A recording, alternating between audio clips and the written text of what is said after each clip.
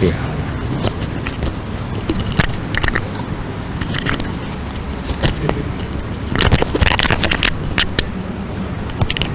Wih, okey.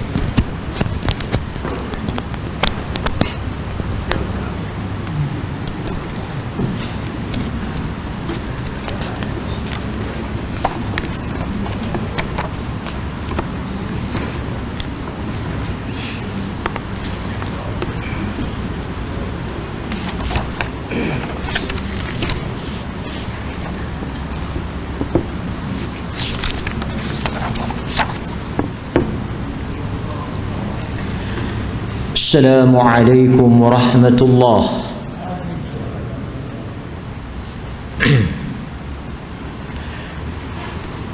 Alhamdulillah.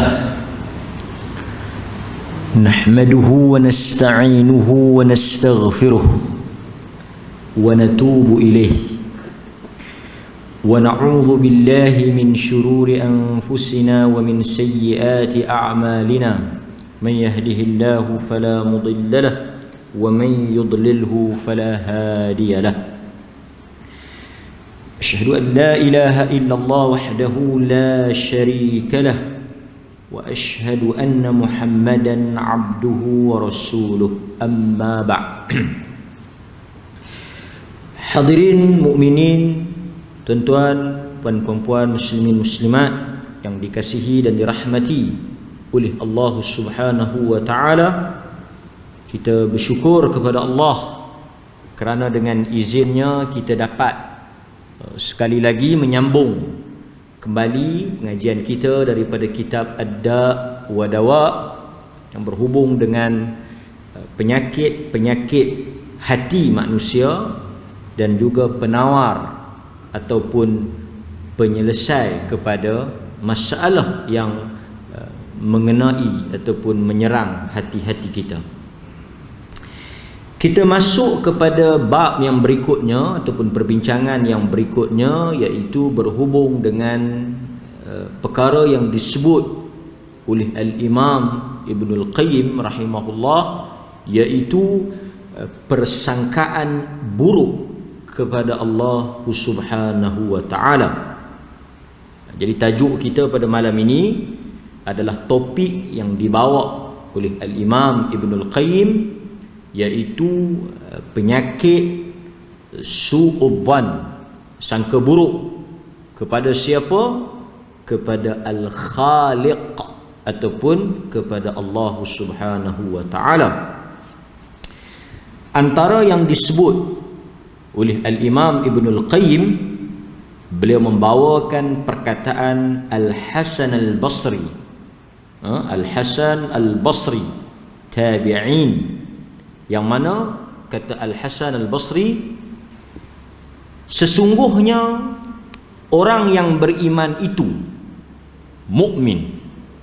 Kata Al-Hasan Al-Basri, sesungguhnya orang-orang yang beriman dia senantiasa bersangka baik kepada Allah. Sesiapa yang mengaku dia beriman kepada Allah, salah satu daripada tindakan dia, sikap dia, amalan dia, bersangka baik kepada Allah. Tetapi dia tidak berhenti di situ. Kata Al-Hasan Al-Basri, di atas sangkaan baik kepada Allah itu, di atas sikap bersangka baik kepada Allah itu, membawa dan mendorong, menggerakkan, maksudnya tanda kita sangka baik kepada Allah itu, kesan kita sangka baik kepada Allah itu, apa yang berlaku dalam hidup kita? Membawa orang yang beriman itu melakukan amal ketaatan. Maksudnya orang yang sangka baik kepada Allah, dia akan melakukan apa yang disuruh oleh Allah. Nanti saya akan bahas apa makna dia. Kita baca dulu. Tapi tuan-tuan kena ingat, hanya orang yang bersangka baik kepada Allah yang akan melakukan amalan. Maksudnya orang yang bersangka buruk akan meninggalkan amalan. Orang yang bersangka buruk dengan Allah akan melakukan kemaksiatan. Siapa yang ada sangka buruk kepada Allah, kita akan tengok dalam perbuatan dia akan melakukan perkara dosa dan perkara maksiat. Kenapa orang yang sangka buruk dia akan buat maksiat? Orang yang sangka baik dia akan buat amalan. Itu kita akan bahas dalam huraian berikutnya. Kata Al-Hasan Al-Basri, sebaliknya orang-orang yang durhaka ataupun orang-orang yang fasik, yang melakukan maksiat, mereka itu adalah daripada kalangan manusia yang bersangka buruk kepada Allah. Di atas sangkaan buruk kepada Allah itu, dia melakukan amal kejahatan. Itu apa yang dinukilkan oleh Ibnul Qayyim daripada perkataan Al-Hasan Al-Basri. Okey, kita tengok pula sambungan dia. Kata Al-Imam Ibnul Qayyim, seseorang yang bersangka baik kepada Allah, dia tidak akan melakukan kemurkaan atau kemaksiatan kepada Allah. Dia tidak akan melakukan sesuatu yang menjatuhkan dirinya ke dalam laknat Allah. Dia tidak akan meremehkan dan tidak akan menyia-nyiakan apa yang disuruh oleh Allah. Sebab apa? Okey, kata Ibnul Qayyim, bagaimana mungkin seseorang yang bersangka baik kepada Allah boleh memerangi Allah, memusuhi para walinya, mengingkari sifat-sifat kesempurnaan Allah, berburuk sangka tentang sifat yang dia tetapkan bagi dirinya melalui Rasulnya, dan menyangka dengan kebodohan bahawa penetapan itu merupakan kesesatan dan kekufuran. Maksud dia apa? Okey, kita bagi huraian tuan untuk nampak. Untuk seseorang itu bersangka baik, perkara pertama yang dia mesti ada adalah dia kena kenal Allah Subhanahu wa ta'ala. Seseorang yang kenal Allah, barulah dia boleh bersangka baik. Saya bagi tuan-tuan nampak maksud Ibn Qayyim macam ni. Apa sahaja yang kita buat, tidak ada kepastian Allah Subhanahu wa ta'ala akan terima amalan itu. Selalu kita ulang dan kita sebut. Betul atau tidak? Apa sahaja amalan ketaatan yang disuruh, diperintahkan oleh Allah, yang kita lakukan daripada kebaikan dan juga apa sahaja kebajikan, tak ada jaminan Allah terima. Salat kita, puasa kita, whatever lah, apa sahaja yang tuan-tuan buat, tak ada jaminan Allah terima. Tetapi apakah mungkin Tuhan melakukan sesuatu untuk mengkhianati atau menganiaya kita? Tuan-tuan nampak? Allah tak bagi tahu dia terima ke tak, dan kita tak tahu dia terima ke tak. Tetapi sebagai orang beriman yang kenal Allah, dia tak mungkin menganiayai hamba dia. Tuan-tuan nampak kita nak ke mana? Satu orang kata, hang salat pun, hang semayang pun, hang tahu kata Tuhan terima. Yang hang duk semayang pagi, petang, siang, malam, yang hang duk baca Quran, yang hang berzikir, yang hang sedekah ni, hang tahu ke Tuhan terima ke tak? Memang kita tak tahu. Tetapi yang kita yakin, sangkaan kita kepada Allah, apa yang kita yakin kepada Allah, apa yang kita sangka, kalau kita ikhlas dan kita buat seperti mana yang diajar oleh Nabi, di atas alasan apa Tuhan nak tolak? Tuan-tuan faham ke tidak? Apa sangkaan tuan-tuan kepada Allah? Tadi tuan-tuan salat, tuan-tuan sangka apa? Satu orang manusia, kita buat macam ni je. Satu orang manusia, ni saya bagi contoh nak bagi tuan-tuan faham. Walillahil mathalul a'la. Allah tidak sama seperti contoh yang kita buat. Satu orang yang tuan-tuan kenal baik, yang jenis tak pernah buat tak elok, yang jenis mudah kira, yang jenis memang kalau kita buat apa-apa dia akan balas lah. Okey. Kita satu hari dia panggil pergi di rumah. Dia kata, siapa yang lapang boleh tolong mai rumah saya nak pasang kemah Ustaz. Dia tak habaq apa? Dia tak habaq kata ada jamuan ke, dia tak habaq kata ada upah ke. Dia jemput, dia kata siapa yang ada lapang, yang petang ni tak ada buat apa, saya jemput pergi ke rumah, kita nak pasang kemah, esok saya nak buat program sikit. Kita pun ajak kawan kita. Dia tahan free tak? Dia kata aku free. Jom kita pergi rumah dia tolong. Dia jamu orang. Dia tak habaq pun. Kita pergi tolong ni, dia nak jamu apa-apa tak? Dia tak habaq pun kata dia nak jamu. Dia bagi apa? Pun dia tak habaq. Tu yang kita nak pergi tolong tu saya pun penat. Setahu akulah, kalau kita pergi tolong dia tak lepak. Tuan-tuan faham? Nak kuih dapat lah. Kita tak ada satu kepastian, betul tak? Tuan-tuan pergi tolong dia, ada dia sebut upah, dia tak sebut. Ada dia sebut nak jamu makan ke buat kenduri lepas tolong, tak ada. Tetapi sekenal kita, setakat yang kita kenal perangai dia, sikap dia, kalau orang tolong, kalau orang pergi di rumah dia tak balik lapang. Tak ada kecil besar, tak ada besar kecil. Takat kalau nak pergi tolong saja, sekenal aku yang aku duk tolong lama dah. Dia memang tak sebut, tapi dia tak pernah tak bagi. Tuan-tuan dapat? Di atas sangkaan baik kita tu, di atas keyakinan kita itu, kerana apa kita yakin dengan dia? Kenapa kita sangka baik dengan dia? Kenapa kita rasa, jangan susah hati lah. Dia tak habaq pun. Jangan susah hati, ikut sudah. Dia tak jamu, aku jamu. Kita confident ni. Pasal apa kita yakin? Pasal kita kenal dia. Kita kenal dia ni memang aku pi hari tu tolong sikit, jamu tak sanggup. Pasal apa kita confident? Pasal kita kenal. Di atas kenal itulah melahirkan keyakinan dan sangkaan baik. Sampai kita berani kata, kalau dia tak bagi apa, dia tak jamu apa, kita pi tolong saat ni, tak ada boleh apa, aku jamu hanya sehati. Hak tu aku janji. Pasal kita kenal. Pipi tuan-tuan, ada geng catering dah main pasang, saja dia panggil bagi ramai lah. Dia kata ni pasang dah, saja panggil mai. Tu nak buat apa?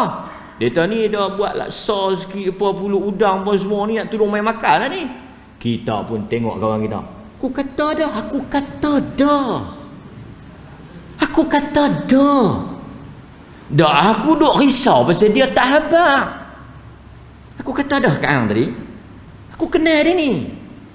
Macam mana lahirnya sangkaan baik itu? Macam mana lahirnya keyakinan itu? Walaupun dia tak sebut, melalui kenal sifat dia.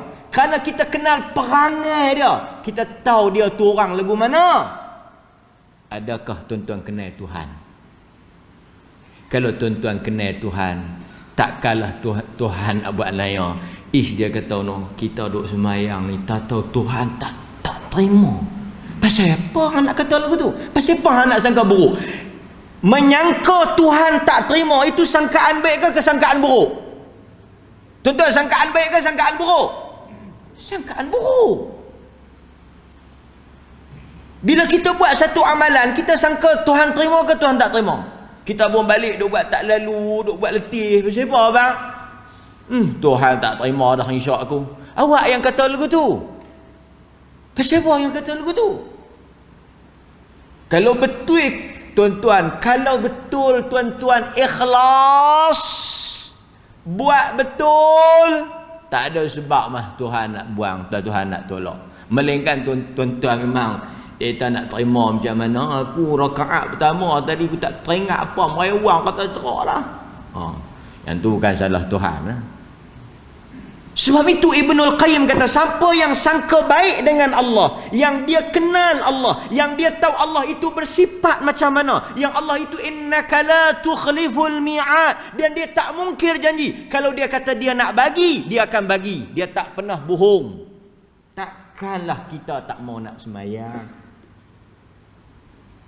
Satu orang dia sedekah, Tuhan janji apa? Ni saya nak bawa apa Ibnu Qayyim sebut ni. Tuan-tuan, Allah kata kalau sedekah dia janji apa? Dia janji apa? Satu orang kita bagi pinjam duit. Dia kata, hang tolong aku. Hang tolong aku nanti tolong hang. Kita pun tengok atas bawah. 13 kali kan? Lepas tu bini tanya, abang bagi dah? Bagi? Kenapa abang pergi bagi? Dia duk mohon banyak kali lah. Sian bagi bi. Nampak? Lepas tu bini. Tu ada nak boleh balik tu. Memang aku pun bagi, aku tak ada harap dah, aku sedekah dah. Memang aku tahu tak boleh balik. Pasal apa? Pasal dia kenal kawan tu. Dia tahu perangai kawan tu. Dia tahu lagu mana cerita kawan tu. Dia tahulah kesudahan dia macam mana. Dengan Tuhan kata apa? Ni nak tahu tuan-tuan sangka lagu mana dengan Tuhan ni. Pasal tu nak tahu macam mana sangkaan tuan-tuan dengan Tuhan, tengok tang mana? Tengok amalan lah. Dia kata aku tak pernah tengok hang sedekah pun. Siapa? Payah hang nak sedekah. Hang tahu kata sedekah ni Allah ganti. Tuan-tuan, dia tak bagi pasal apa? Satu orang tak sedekah pasal apa? Tuhan kata nak ganti. Bukan ganti banyak dia sedekah tu, ganti lebih. Pasal apa dia tak bagi? Pasal apa dia tak bagi? Agak-agak tuan-tuan, pasal apa dia tak bagi? Frankly speaking, cakap terang, pasal apa dia tak bagi? Dia tak yakin Tuhan ganti. Dia tak yakin. Betul ya? Betul ya? Tak yakin lah. Dia kata aku besar dah sekali. Apa dia? Aku besar dah bagi kat masjid hari Jumaat bila tak tahu, aku bagi dah RM10. Lepas tu sampai hari ni aku tak boleh balik. Aku tak mau dah. Aku tak mau dah. Cukup sekali aku terkena. Ustaz sembang baca hadis aku pun bagi. Lepas tu aku bagi aku duk tunggu nak boleh balik 10 tu. Tak apalah tak boleh balik 7 tangkai 70 biji tu, tak apalah boleh balik RM10 aku. Sampai ke hari ni aku tak boleh. Aku kena tu aku teringat sampai aku tak mau bagi dah, tak apalah. Tuan-tuan, tindak tanduk kita, amalan kita, sikap kita, saya nak sebut terus terang, saya dan tuan-tuan semua di atas bagaimana kita melihat Allah, bagaimana sangkaan kita dengan Allah. Kalau kita yakin dengan janji Allah, kalau kita sangka baik dengan Allah, dia kata dia nak ganti, kita yakin dia ganti, sangkaan kita, dia tak bohong, Tuhan tak akan bohong. Kita bagi, kita tak bagi pasal apa? Pasal kita kata duk sebut tu nak ganti 7 tangkai. Lepas tu Abdul Rahman lah, Usman lah. Itu kita. Sebab itu Ibn Qayyim kata, orang yang apabila dia sangka baik, dia yakin dengan Allah, dia buat. Ustaz kata mangkit amayang duha, mangkit tahajud, doa, Allah dengar. Allah dengar. Kita sangka macam mana? Allah dengar. Tuan-tuan dengar. Bila pasal tu Nabi kata bila kita doa, kita kena doa macam mana? Nabi sebut dalam hadis, Allah hanya akan terima doa orang yang sangka baik dengan Allah. Apa makna sangka baik dalam doa? Dalam hadis tu dia sebut perkataan tu. Satu orang yang doa macam ni ya tuan-tuan. Kita tahu kata satu orang tu tak bagi, kita pergi minta macam mana? Satu orang kita tahu kata dia tak akan bagi, kita pergi minta. Dalam keadaan kita pun macam mana abang kat baby? Abang Boleh habaq. Boleh habaq. Semua orang habaq, semua boleh dia. Tapi boleh tu. Bahasa kita dia sebut apa? Macam hantar abang WB. Hantar abang ke WB. WB tu nak abang. Aku habaq lah. Tapi ya apa? Ya tak ada titik. Itu hang abang apa? Abang pi tak tahu cakap apa. Tengok dia tengok. Maksud kita pun tak confident. Pasal tahu. Macam mana? Ya. Boleh. Okey. Mak, okey. Tapi kita tahu dia tak bagi. Tapi dengan Tuhan dia tahan doa. Aku doa tapi doa bi. Buat. Dengan orang kita kata kali harap. Tapi kita dengan Tuhan kita tak sebut tapi sangkaan kita. Doa. Doa tapi kita nak kena pisah lah. Awak cakap lagu tu. Tak tahu doa habis doa semua sujud, doa rokok, doa semua, doa tak ada, tak boleh pun. Cukup dah kot doa kita pula pisah negeri lah ni. Sebab itu dalam doa Nabi kata apa? Allah hanya terima doa apabila seorang insan, tuan-tuan, saya bila kita doa Tuhan hanya angkat daripada hati yang mustaiqinan, yang yakin kata dia bagi. Sebab itu hati yang kata doa macam mana doa. Sebab itu Ibn Qayyim kata, siapa yang sangka baik dengan Allah, mengenali sifat Allah, mengetahui tentang nama-nama Allah, tak mungkin dia buat dosa. Sebab itu sangka baik ini boleh dilihat daripada tindak tanduk kita. Kita mai jemaah pasal apa? Pasal kita sangka baik dengan Allah. Allah kata siapa yang mari sembahyang berjamaah dia bagi pahala. Pahala pula benda tak nampak. Yang tuan-tuan yakin ni pasal apa? Pasal Quran ni. Allah yang sebut, Nabi yang sebut di atas sangkaan bahawa Allah itu tak mungkir janji, Allah tak akan khianat dan Allah tak akan aniaya kita. Wa ma rabbuka bidzallami lil abid, dan Tuhan tak akan zalim pada hamba dia. Maka kita akan buat apa yang dia suruh walaupun kita akan ambil benda tu lambat lagi.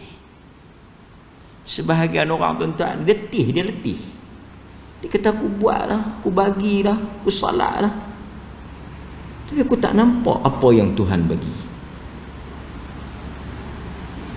Sebab itu semua sahabat ni di atas sangkaan ya dia buat. Betul tak? Semua kita pun di atas sangkaan. Sangkaan tu maksud apa? Kita tahu kata Tuhan akan bagi. Yang tuan-tuan dengar ni tuan-tuan pernah dapat lah. So angkat tangan seorang siapa yang boleh dah pahala. Dia kata saya ustaz, alhamdulillah. Saya main semayang umur 20, 21, 22 tu saya tak tinggal dah masjid apa. Saya boleh dah pahala. Allah. Saya yakin ustaz. Lepas tu simpan tamu banyak oh penuh di rumah nak pergi tengok pergi.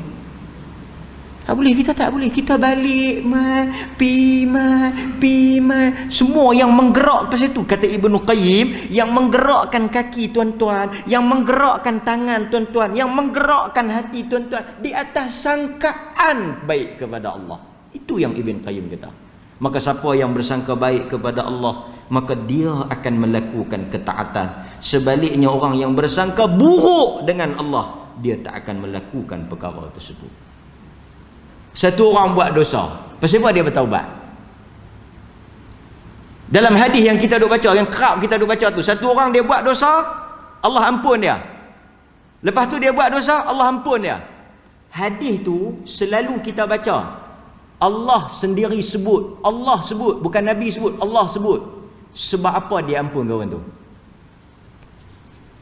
Di hujung tu Allah kata adznaba dzamban, dia buat satu dosa, dia bertaubat, aku ampun. Kemudian dia ulang dosa tu, dia bertaubat, aku ampun. Allah kata fala ubali, aku tak pernah kisah, aku tak pernah ambil reti berapa kali dia buat, berapa kali dia ulang, setiap kali dia minta taubat aku akan ampun. Sebab apa?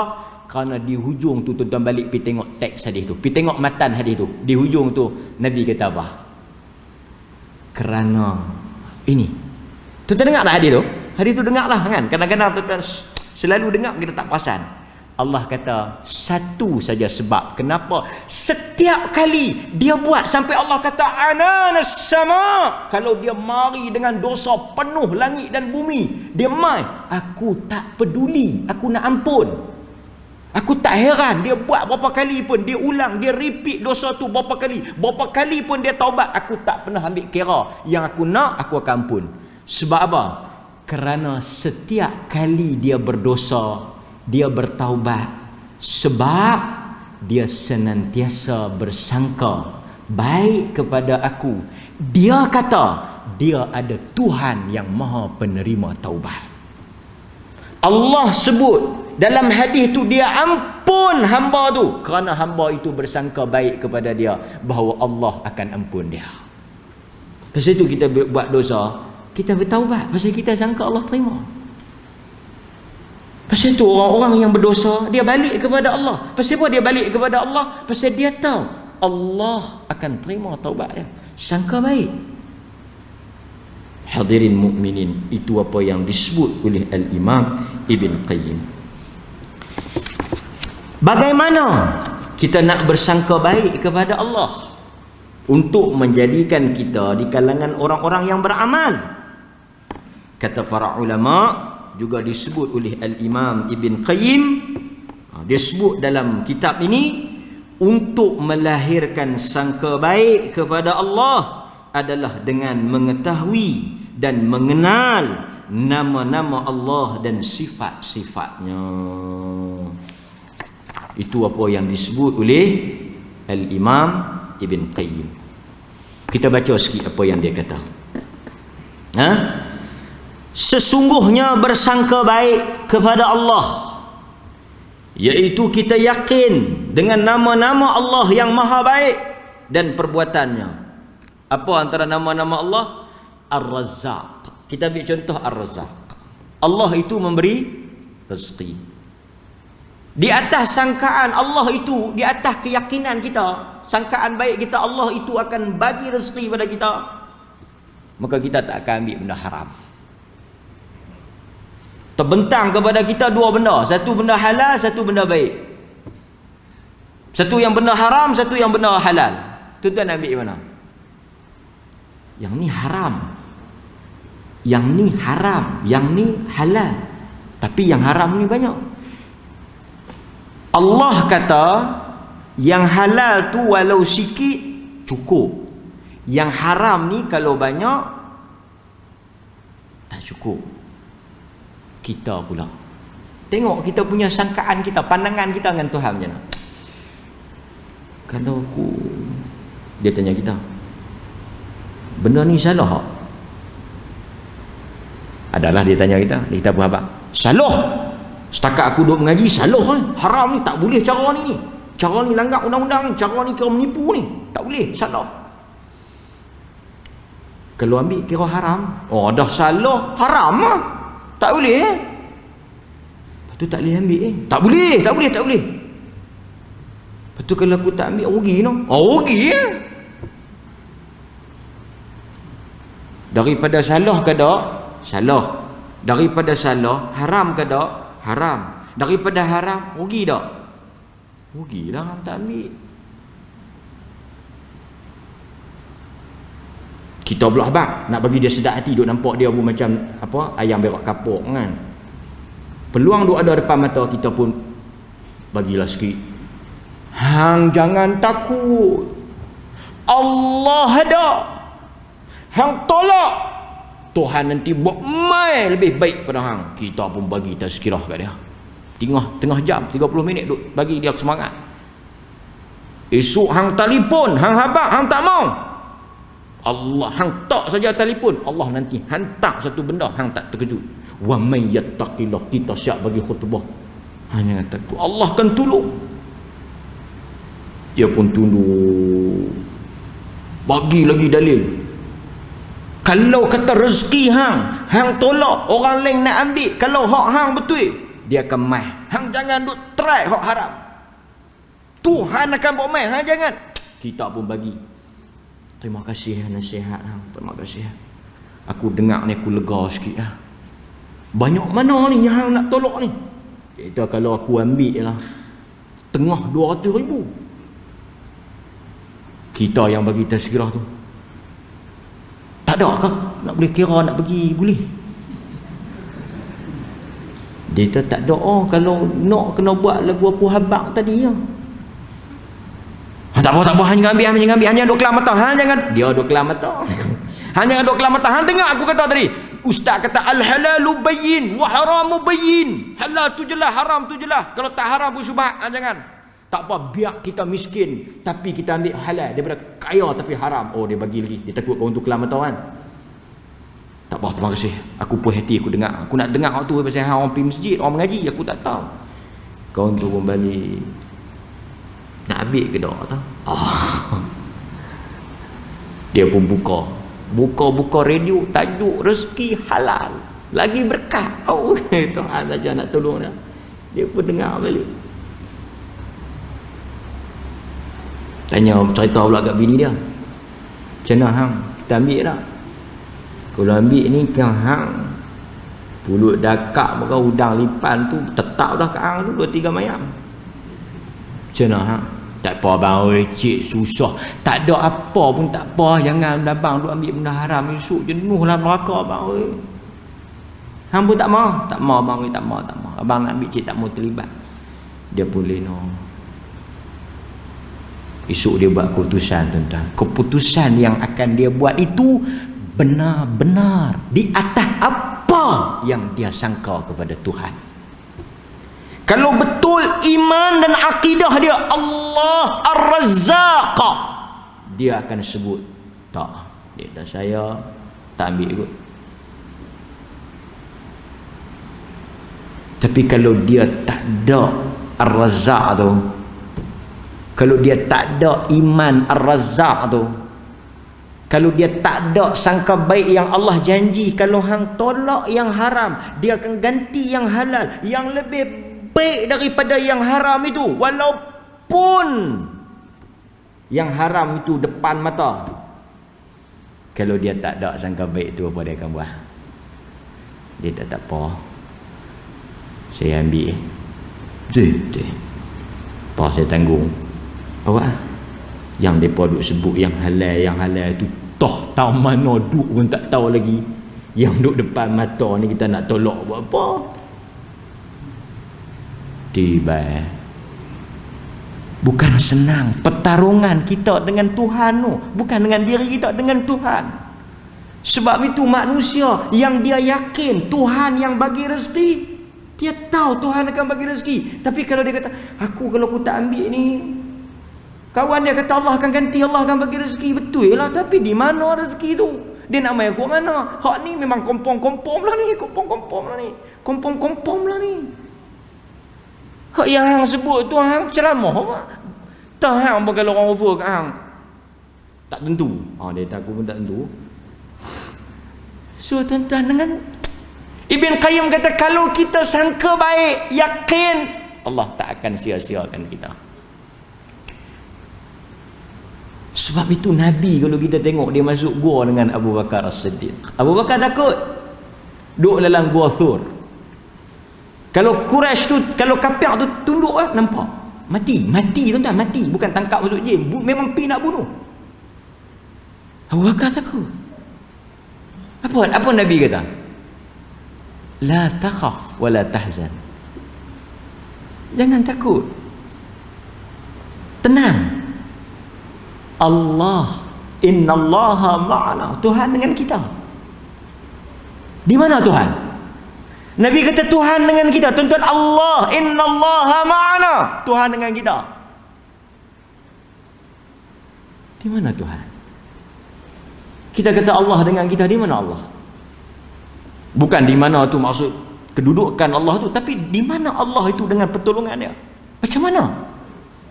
Sebab itu satu orang yang bila dia sebut hasbunallah wa ni'mal wakil, dia memang yakin Tuhan tak tinggal dia. Pasal itu kita kekuatan, sumber kekuatan kita mai daripada mana tuan-tuan? Sumber kekuatan kita mai daripada mana? Keyakinan bahawa Tuhan tak akan tinggal kita. Itu apa yang disebut oleh Al-Imam Ibn Qayyim. Kata Ibnul Qayyim, bersangka baik kepada Allah itu mendorong lahirnya amal, menganjurkan dia untuk melakukan amalan itu. Tetapi ingat, kata Ibnul Qayyim, jika orang itu bersangka baik kepada Allah, sebaliknya dengan sangkaan baik itu mendorong dia melakukan maksiat, dia sebenarnya bukan bersangka baik, tetapi dia telah terjatuh ke dalam penyakit yang namanya ghurur. Itu Ibn Qayyim sebut. Ni kena jaga juga. Ada orang dia silap. Dia kata, pasal apa hang buat maksiat? Aku buat maksiat ni pasal aku sangka baik dengan Allah lah. Macam mana boleh pikir tu? Sebab Allah ini pemaaf. Allah akan ampun dosa kita. Hang sangka macam tu dah? Hang buatlah tak apa, Allah tak marah lah. Allah pemaaf.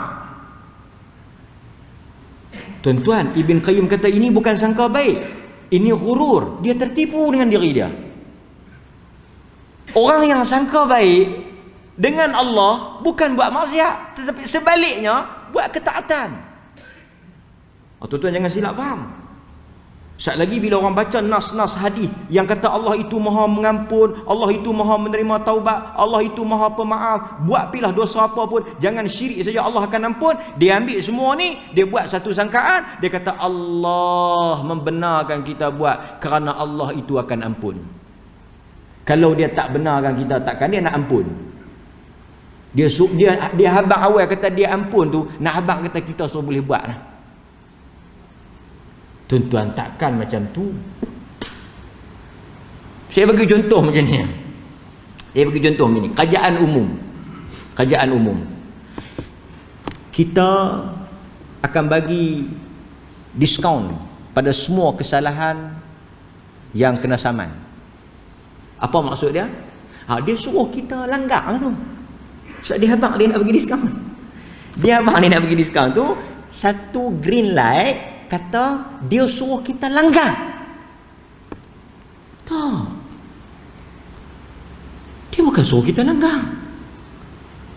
Tuan-tuan, jangan ambil rahmat Allah itu, pemaaf dan pengampun Allah itu untuk dijadikan rubber stamp menghalalkan kejahatan yang kita buat.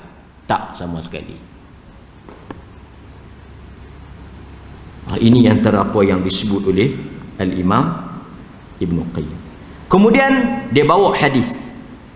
Seseorang yang bersangka baik kepada Allah, diri dia akan sibuk dengan ibadah kerana dia bersangka baik bahawa Allah akan membalasnya dengan syurga. Ini penting juga. Okey. Tuan-tuan semua dah faham, dah mengaji bahawa nama kita dah memang tercatat dalam syurga. Sebelum kita lahir nama dah ada dalam syurga, nama dah ada dalam neraka. Yang tu tak boleh nak buat apa dah. Yang tu dia panggil termaktub. Awwalu ma khalaqallahu al-qalam. Makhluk pertama yang Allah Ta'ala cipta dia, dalam hadis palsu dia kata Nur Muhammad. Itu palsu. Tapi dalam hadis sahih, awwalu ma khalaqallahu al-qalam. Makhluk pertama yang Allah Ta'ala cipta pen. Lepas tu Allah sebut, Allah berfirman kepada pen, uktub. Pen tanya, pena tanya, nak tulis apa ya Allah? Uktub maqadiral khalqa. Tulis ketentuan makhluk. Salah satu yang tertulis nama tuan-tuan, termasuk nama saya, list mana? Yang tu tuan-tuan semua beriman betul tak? Ni tuan-tuan yang main masjid ni, yang tak main masjid, semua nama dah ada dah. Yang ni bukan boleh tukar.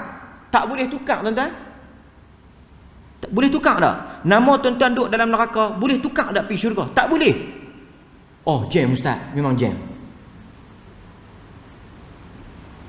Tuan-tuan, nama saya nama tuan-tuan. Tuan-tuan main sembahyang. Nama saya duk main sembahyang ni ustaz macam mana? Dia kata kalau nama hang neraka, hang mai pi sembahyang sampai berlekuk tempat sujud pun hang takkan masuk syurga. Tu dia macam tu ke ustaz? Lepas tu nak buat macam mana ni? Tak payah mai no? Oh tak payah mai. Kalau hang tak mai pun tapi nama hang syurga, hang akan masuk syurga. Pasal tu orang-orang yang buat jahat silap faham jahanam dia. Kita kata siapa hang buat jahat? Nabi SAW kata ada orang yang hidup sebagai amalan ahli syurga. Sepanjang hidup dia buat perbuatan ahli syurga. Selangkah dia dengan neraka syurga, dia buat amalan ahli neraka, dia masuk neraka. Ada orang yang buat amalan ahli neraka, selangkah dia dengan neraka, sikit dia nak masuk neraka, sebelum mati dia buat satu amalan syurga, dia masuk syurga. Hang bisa baca hadis tu? Hang bisa baca? Aku ni yang duk buat jahat ni, kalau nama duk dalam syurga, dekat nak mati, aku akan buat amalan di syurga. Hang jangan duk risau, hang jangan duk usah hati pasal aku. Hang usah hati pasal hang. Aku takut hang duk buat amalan di syurga, selangkah hang nak mati, hang pi buat amalan di neraka, hang masuk neraka. Hang fikir hang jadi fikir aku. Kita suruh hendak kita sembahyang. Mayang abang. Mayang buat apa? Nama semua tertulis dah. Mayang pun masuk neraka, neraka juga. Tah mak yang suruh tu bawa masuk neraka. Abang yang tak sembahyang ni tetap abang masuk syurga. Nama tulis dah. Di atas tu tuan-tuan, jahanam kita. So pasal apa tuan-tuan sembahyang? Ni soalan bagus. Sahabat tanya, pasal apa kita sembahyang? Tanya dekat Nabi. Bila Nabi baca hadis ni, sahabat tanya, untuk apa?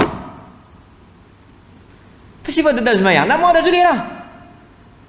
Sebab sangka baik lah. Apa maksud sangka baik? Tuan-tuan, betul, benar, nama dah tulis dah, nama ahli syurga dah tulis dah, nama ahli neraka dah tulis dah, betul tak? Tapi boleh tak tuan-tuan lepas-lepas sembahyang kan? Tuan-tuan habis sembahyang, tuan-tuan terfikir, habis sembahyang ni, habis sembahyang, bukan habis buat jahat, habis sembahyang. Ish, aku ni mau kena nama duk dalam neraka, tak ada guna sedih aku mayang. Yang tu nama dia apa? Tu nama dia sangka buruk. Seolah-olah Tuhan tu zalim, seolah-olah Tuhan tu sengit, seolah-olah Tuhan tu menganiaya. Betul tak? Takkan Tuhan nak naya. Tuan-tuan buat cukup, Tuhan tak naya. Tapi kalau tuan-tuan masuk juga, saya masuk juga, Tuhan zalim ke atau kita memang patut masuk? Kita memang patut masuk. Pasal apa kita patut masuk? Kita tahu kadar diri kita. Sebab itu tuan-tuan, pasal apa tuan-tuan mari sembahyang walaupun nama dah ada? Sebab sangkaan baik kita, Allah tidak akan menzalimi dan tidak akan aniaya kita. Kalau kita buat apa yang dia suruh, dia janji apa? Kalau kita buat apa yang dia suruh, tinggal apa yang dia larang, dia janji apa? Tuhan janji apa? Kalau tuan-tuan sembahyang, buat yang dia suruh, tak buat apa yang dia larang, Tuhan janji apa? Dia janji syurga, betul tak? Dia janji syurga. Siapa yang janji? Dia mungkir janji tak? Tuhan cakap bohong tak? Tuhan khianat tak? Tuhan tipu tak? Tak. Jadi bila kita dah tahu kata Tuhan maha benar, tidak pernah mungkir janji, Tuhan akan penuhi apa yang dia cakap, dan Tuhan itu maha adil, kita tak bimbang sikit pun. Kata kalau kita buat amalan tak tahu masuk neraka, tak timbul soal itu dalam hidup orang beriman. Tak timbul. Pasal kita tahu, kita kenal Allah. Ikhlas buat, Allah akan hukum sesuai dengan apa yang kita buat. Itu apa yang tuan-tuan dapat? Macam ni lah, saya bagi contoh. Satu budak belajar, rajin baca buku. Baca buku, rajin baca buku. Ada jaminan dia berjaya? Ada jaminan dia berjaya? Tak ada. Satu orang study, rajin, baca, hafal, buat latihan, ada jaminan tak dia berjaya? Tak. Tak ada. Tapi apa janji Tuhan? Siapa yang usaha, siapa yang rajin, siapa yang buat, dia bagi. Dia pegang yang tu, cukup. Keluar result, fail.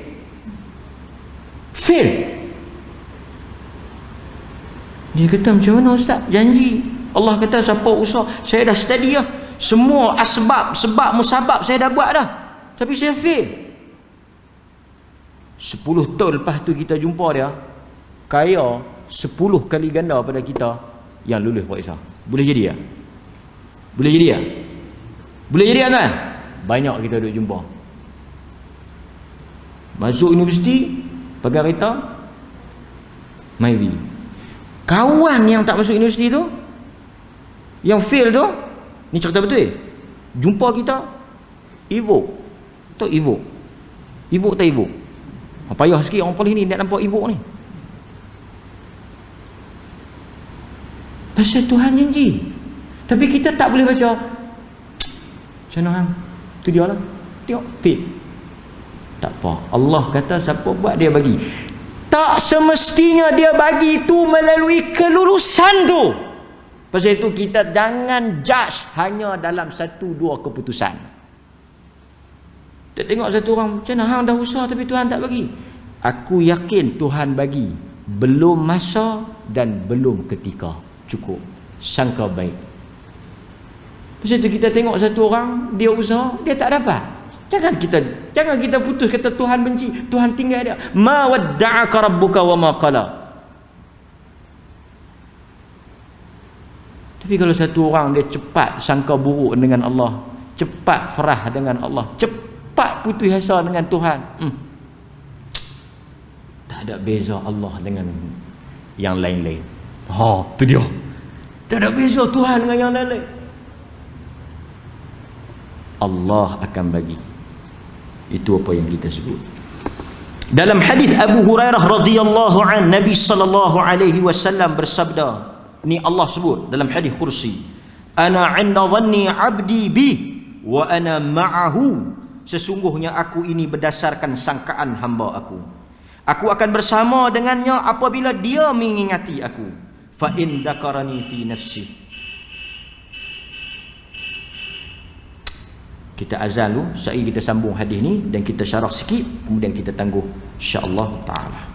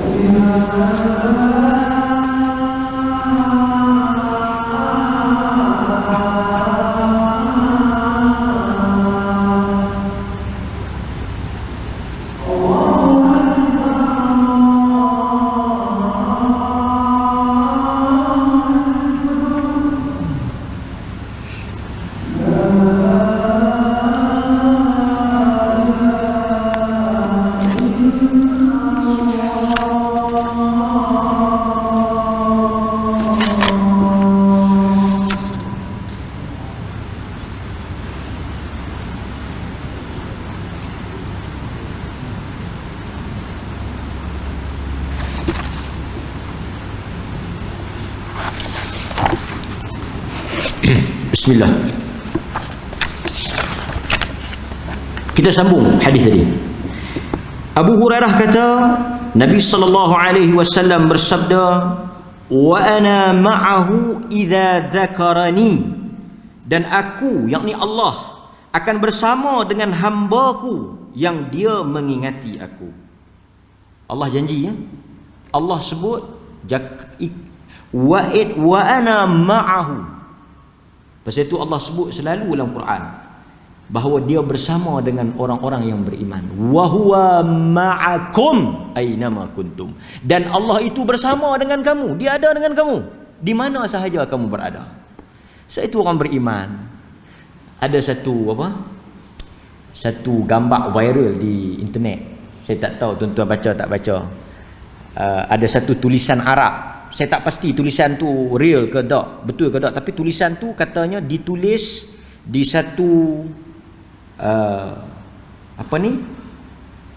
kereta surung, satu African kulit hitam jual buah, jual pisang. Maksudnya peniaga jalanan, orang peniaga tepi jalan peniaga tepi jalan. Apa dia tulis? Lebih kurang dia kata kaifa akhshal faqra. Tulisan tu pendek tapi makna dia boleh kata conclusion, khulasah, dia kesimpulan ceramah kita ni, dia duduk di situ. Dia kata kaifa akhshal faqra. Bagaimana aku boleh rasa takut dengan miskin? Dia tulis dia jual pisang lah. Tolak kerusi orang dak kereta surung tu, kereta surung buruk tu jual pisang tepi jalan di Afrika. Nampak macam orang kulit hitam. Nak boleh berapa dik tak tahu. Maksudnya dari sudut kita pandang dia ni miskin lah, toh makan pun tak lepas. Dia kata kaifa akhshal faqra. Pasal apa aku nak takut miskin? Pasal apa aku nak takut lapar?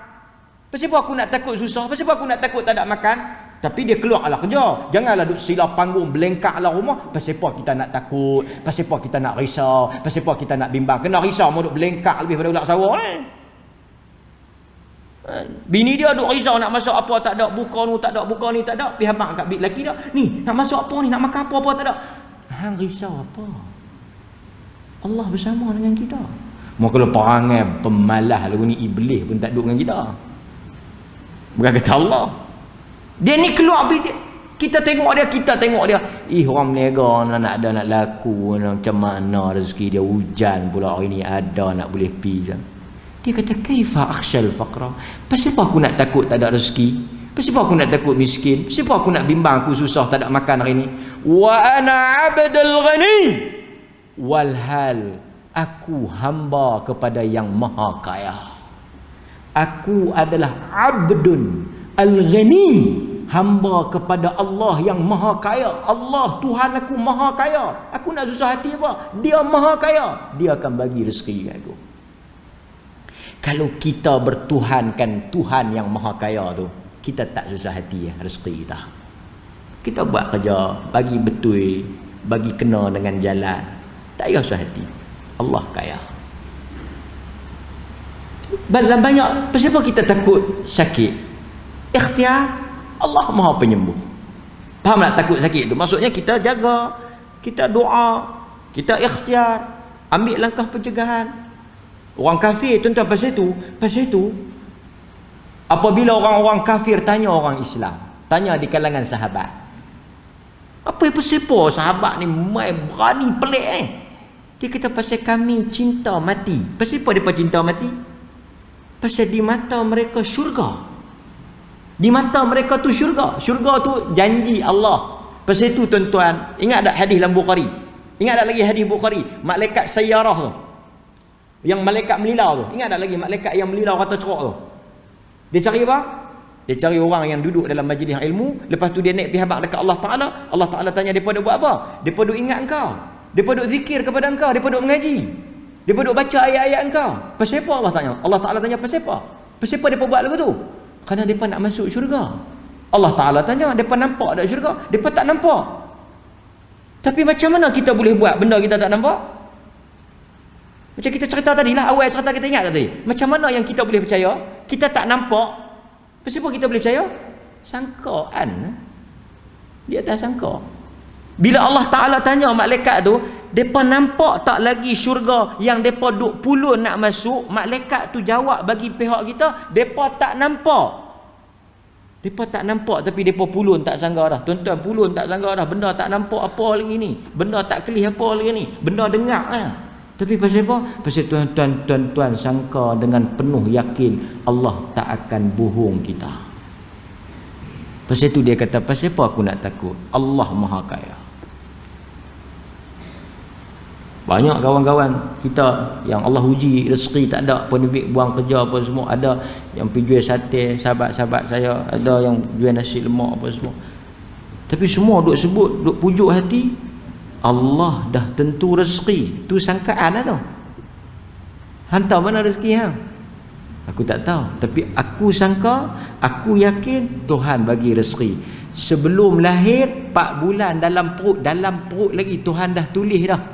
Tuhan dah tulis dah dalam 4 bulan tu. Tuhan dah tulis. Kalau tak pasal Covid ni pun sebenarnya aku pun kena buang kerja, tapi mungkin sebab lain. Tuan-tuan faham tak? Satu orang kena buang kerja pasal sebab Covid. Tapi kalau tak pasal Covid pun, kalau Tuhan tulis dia kena buang, sebab lain boleh jadi.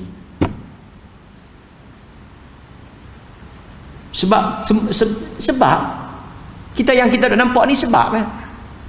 Satu orang kena buang kerja, pasal apa orang kena buang kerja? Covid. Orang lain yang sebelum ni kena buang kerja, Covid ni baru sehari 2, yang lain kena buang kerja. Sebab Tuhan buat. Sebab itu bila kita ditarik satu nikmat, yakin Allah akan bagi. Dalam perut lagi, ni dalam perut kita ada siapa pisuak? Macam mana Tuhan boleh buat saluran masuk ke mulut kita, masuk ke pusat kita? Saluran pusat tu jadi saluran makanan. Pernahkah sekali 2 kali putus makanan dalam perut tu? Yang dalam perut tu pun Tuhan atok rezeki ada, apatah lagi yang lahir ke dunia yang Tuhan dah janji. Tapi sangka satu orang pergi kerja dengan satu orang kan, dia janji dia mai buat kerja. Macam mana kita nak kira mai buat dulu, nanti kita kira. Tuan-tuan jangan, biar aku kira dulu. Ni pesanan saya. Pasal yang habaq ni bukan Tuhan. Dia dah hampir aku beli barang hampir buat. Kita nak kira macam mana? Allah hampir buat lah. Kita kira lepas ni. Kira dulu. Dah kira-kira apa semua. Okey, setuju. Lepas tu best sikit lu. Allah hang aku hang buat lah lagu kita setuju tu aku bayar. Ambil. Tak bagi, pergi cari orang lain. Dia tanya kepiuh. Kepiuh tu pakaian. Tak apa, hambuk mai lu setengah. Kita lama mana dah kenal ni.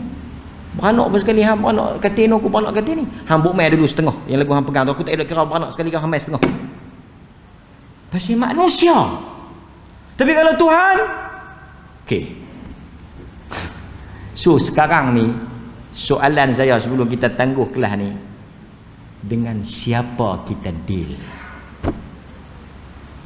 Soalan besar yang saya nak tanya diri saya dan kita semua dalam urusan kehidupan ini. Soal rezeki kita, soal jatuh bangun kita, soal senang susah kita. Dengan siapa kita deal? Dengan siapa tuan-tuan berurusan? Bukankah dengan Allah? Soal jodoh kita, soal apa semua, kita berurusan dengan Allah. Kita doa rezeki kita ke Allah, kita minta sihat kita dengan Allah. Dengan Allah, urusan kita dengan Allah. Takkanlah itu pun kita nak rasa susah hati. Pasal itu siapa yang urusan dia, akhir sebelum saya tutup kan, sesiapa yang letakkan urusan dia dengan Tuhan, yang dia jadikan segala apa keputusan dan tindakan dia dengan Tuhan. Pasal itu Allah selalu kerap tahu, Allah sebut berapa kali dalam Quran, hal adullukum ala tijaratin tunjikum min azabin alim. Mau tak meniaga dengan aku? Allah ajak ni, mau tak meniaga dengan aku? Allah kata hal adullukum ala tijaratin. Mau tak nak meniaga dengan aku? Mau tak nak share dengan aku? Mau tak nak jual dengan aku nak beli? Allah offer berapa kali tawaran. Allah kata mai buat dengan dia, mai berurusan dengan dia. Mari tuan-tuan, kita di atas sangkaan baik ini kita berurusan dengan Allah. kerana Allah tak pernah mengecewakan hamba dia. Allah tak akan kecewakan kita. Saya tak tahulah kalau tuan-tuan kata, saya ustaz berapa kali dah berurusan dengan Allah dan berapa kali dah saya kecewa. Astagfirullah. Tak mungkin. Tak mungkin Allah kecewakan kita. Di atas itu tuan-tuan hadirin mukminin, marilah kita bersangka baik dan yakin kepada Allah, kerana Allah di atas hamba-hambanya maha berkuasa. Aqulu qawli hadza astaghfirullahal azim li wa lakum wa billahi taufiq wal hidayah. Assalamualaikum warahmatullahi wabarakatuh.